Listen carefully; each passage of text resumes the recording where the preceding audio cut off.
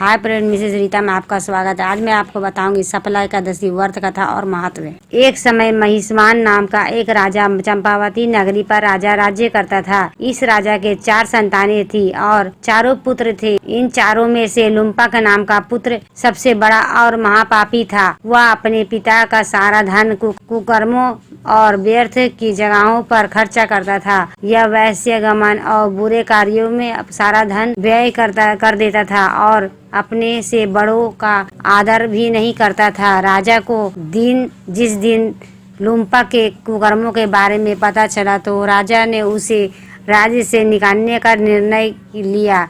राज्य से बाहर जाने के बाद लुम्पक ने धन के लालच में चोरी और गलत काम करना शुरू कर दिया। एक समय ऐसा आया कि जब उसने पशुओं को मारकर खाना शुरू कर दिया। वह जंगल में एक पीपल के वृक्ष के नीचे रहता था। इस वृक्ष की गांव वालों पूरी आस्था के साथ पूजा करते थे। पीपल की वृक्ष में करोड़ों देवी देवताओं का निवास करते हैं। समय निकलता गया। इस प्रकार ही पाप करके अपना जीवन व्यतीत करने लगा। कुछ समय के पश्चात पौष माह के कृष्ण पक्ष की दशमी को ठंड के कारण उसे पूरे वस्त्र न होने के कारण वह वहीं सो नहीं पाया।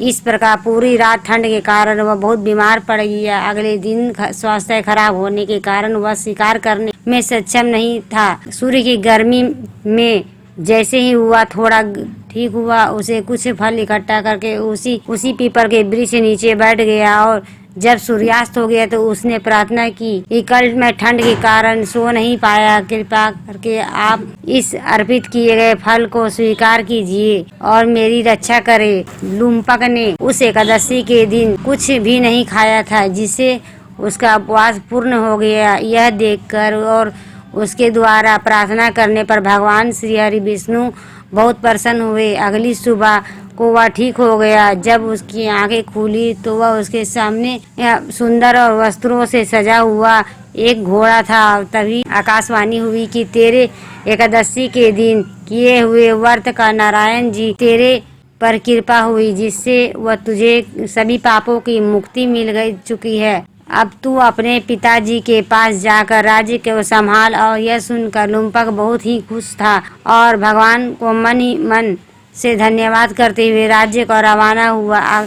उसके बाद से हुआ उसका कुटुंब नारायण जी का आशीर्वाद बनाए रखने के लिए प्रत्येक वर्ष इस व्रत करने लगे। इसी प्रकार सफला एकादशी का व्रत पूजने करने में अंत में लुम्पक का वैकुंठ को प्राप्त हुए। एकादशी के इस व्रत को करने पर व्रत के दौरान कथा पढ़ने और सुनने वाले का मनुष्य के अश्वमेध का यज्ञ के समान फल की प्राप्ति होती है। इस श्रेष्ठ का व्रत कोई भी कर सकता है। इस व्रत को करने पर सभी पापों का नाश होता है। सफला एकादशी का महत्व। पौष मास की शुक्ल पक्ष के 11वें दिन मनाए जाने वाली इस पर्व का हिंदू धर्म में बहुत ही महत्व है। इसे पूरे भारतवर्ष में पूरी आस्था और श्रद्धा के साथ मनाया जाता है। सफला एकादशी के इस पालन के अवसर पर भगवान श्री हरि विष्णु जी की पूजन किया जाता है। एकादशी की हरि का दिन माना जाता है। इसी दिन भगवान श्री हरि विष्णु की पूजा भी की जाती है। इस दिन भक्तों द्वारा दिन में 2 बार सुबह और शाम के समय पूजा के एकादशी की आरती की जाती है। सफला एकादशी का तात्पर्य है कि सफलता। इस दिन किए गए पूजन और विधिवत व्रत का मनुष्य को प्रत्येक कार्य में सफलता मिलती है। सफला एकादशी के दिन दीप दान अवश्य करना चाहिए। मान्यताओं के अनुसार एकादशी के रात्रि के जागरण करने से कई सालों की तपस्या प्राप्त होते हैं और फल से अधिक फल की प्राप्ति होती है। भगवान श्री हरि विष्णु को उपासकों के लिए इस दिन और रात किए जाने वाले पूजा का व्रत का विशेष महत्व होता है। इस दिन श्रद्धालु बड़े स्तर पर पूजा,